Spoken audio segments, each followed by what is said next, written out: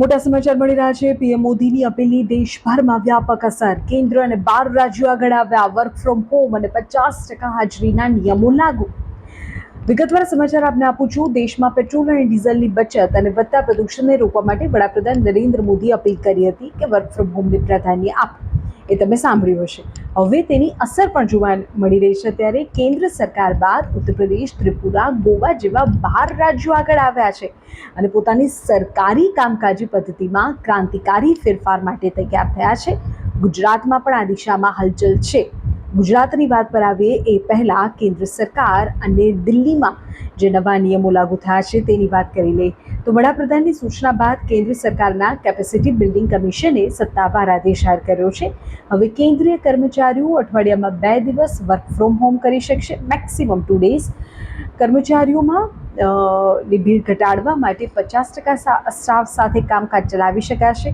તમામ જે inter departmental meetings છે તે ફરજિયાતપણે વિડીયો કોન્ફરન્સથી જ કરવામાં આવશે।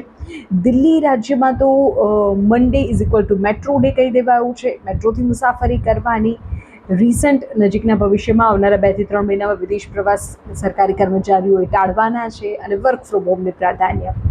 અન્ય રાજ્યોની જો વાત કરીએ તો પીએમની અપીલ બાદ બીજા રાજ્યો પણ આગળ આવ્યા છે।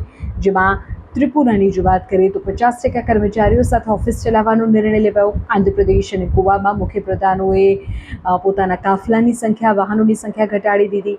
યુપીમાં પણ દિલ્હીની જેમ જ કર્મચારીઓ માટે રોસ્ટર સિસ્ટમ અને વર્ક ફ્રોમ હોમ મોડલ પર વિચારણા થઈ રહી છે। ગુજરાતની વાત કરીએ તો ગુજરાતમાં ધી ગુજરાત સચિવાલય ફેડરેશન દ્વારા મુખ્યપ્રધાનને પત્ર લખાયો છે। આ પત્રમાં કહેવાયું છે કે ગુજરાતમાં પણ કેન્દ્રની જેમ 5 ડેઝ અ વીક કામકાજની પદ્ધતિ લાગુ કરવામાં આવે। કર્મચારીઓ માટે તબક્કાવાર વર્ક ફ્રોમ હોમ આપવામાં આવે જેથી પેટ્રોલ ડીઝલનો વપરાશ ઘટે, ટ્રાફિકની સમસ્યા પણ હળવી થાય અને ડિજિટલ ગવર્નન્સને પ્રોત્સાહન આપવામાં આવે। પેપરલેસ અને પર્યાવરણને અનુકૂળ વહીવટ પર ભાર મૂકવામાં આવે। હવે આ બધા જ જે ફેરફારો થઈ રહ્યા છે અથવા તો આ જે ફેરફારોનો પ્રસ્તાવ આવ્યો છે તેની પાછળના ઉદ્દેશ શું છે? 3 ઉદ્દેશ છે। પહેલું, ઈંધણની બચત; બીજું, પર્યાવરણની સુરક્ષા અને ત્રીજું, ડિજિટલ ક્રાંતિ। ડિજિટલ ક્રાંતિથી ટેકનોલોજીના માધ્યમથી સરકારી કામકાજ ઝડપી પણ થઈ શકે અને પારદર્શક પણ। તો જે આ ફેરફારો થઈ રહ્યા છે અને આ ફેરફારોના પ્રસ્તાવ જે તે સરકારોને મળી રહ્યા છે તેના પર તમારું શું કહેવું છે? શું ગુજરાતમાં પણ સરકારી સિસ્ટમમાં વર્ક ફ્રોમ હોમ થવું જોઈએ? 50% સ્ટાફ સાથે કામ થવું જોઈએ?